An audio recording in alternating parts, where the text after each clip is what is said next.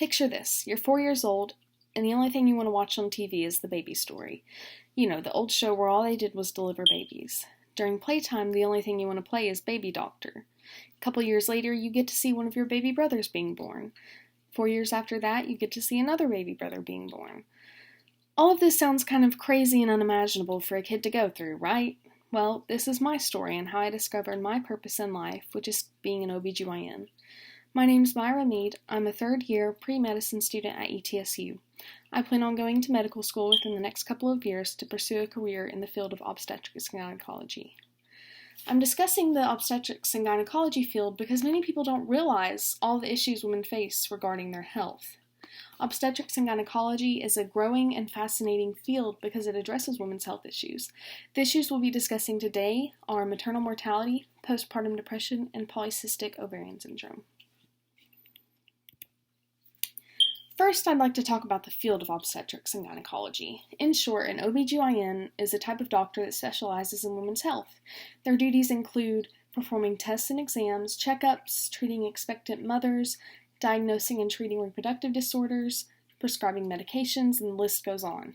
An important aspect of being an OBGYN is working on a team. According to a Zoom interview I had with Caroline Baird, a medical professions counselor at ETSU, a lot of pre-med students don't realize that they have to work with others. A lot of people think doctors work by themselves, but the entire staff helps in decision-making for the best outcome of the patient. Now that we know what an OBGYN is and what they do, I'd like to discuss an issue affecting the field of obstetrics, the maternal mortality rate. As defined by Takanen, Gunja, and Fitzgerald and Zephyrin with the Commonwealth Fund on November 18th of 2020, maternal mortality is death that occurs up to 42 days after a woman gives birth. A lot of people don't realize that among the developed countries, the United States has the highest maternal mortality rate. According to the Commonwealth Fund in November 2020, the maternal mortality rate for the United States is 17.4 deaths per 100,000 births. For reference, the other 10 countries all have a maternal mortality rate below 8.7 deaths per 100,000 births, according to the Commonwealth Fund in November of 2020. Another interesting issue is that African American women have a maternal mortality rate that's twice that of white women's and 3 times that of Hispanic women's. African American women's maternal mortality rate is 37.1 out of every 100,000 births. White women's is 14.7, and Hispanic women's is 11.8, according to the Commonwealth Fund on November 18th of 2020. Next, I'd like to discuss postpartum depression. According to the CDC on May 14th of 2020, postpartum depression affects 1 out of 8 women.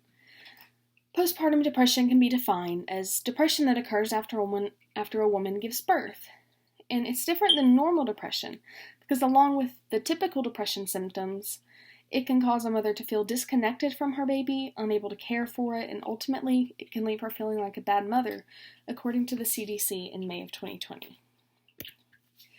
Now I'd like to discuss an issue in women's reproductive health, polycystic ovarian syndrome. Polycystic ovarian syndrome is an endocrine disorder, which means it affects women's hormones levels. It's one of the most common endocrine issues affecting women. 6 to 12% of all women have polycystic ovarian syndrome, as stated by the CDC on March 24th of 2020. Also, according to the CDC in 2020, the symptoms include insulin resistance, menstrual irregularity, acne, depression, anxiety, and so on. Polycystic ovarian syndrome is also the most common cause of infertility, according to Solorzano, Aziz, and Erman, doctors with the Hormone Health Network in September of 2018. In conclusion, women's health issues are a much larger problem than most people think, and I hope you've learned a bit about them today and the role OBGYNs play in treating those issues. Today we've discussed maternal mortality, postpartum depression, and polycystic ovarian syndrome. Obstetrics and gynecology is a fascinating and growing field because it addresses these types of issues. As famously stated on a TED Talk in 2009 by Michelle Obama, communities, countries, and ultimately the world are only as strong as the health of their women. Thank you for your time and have a great day.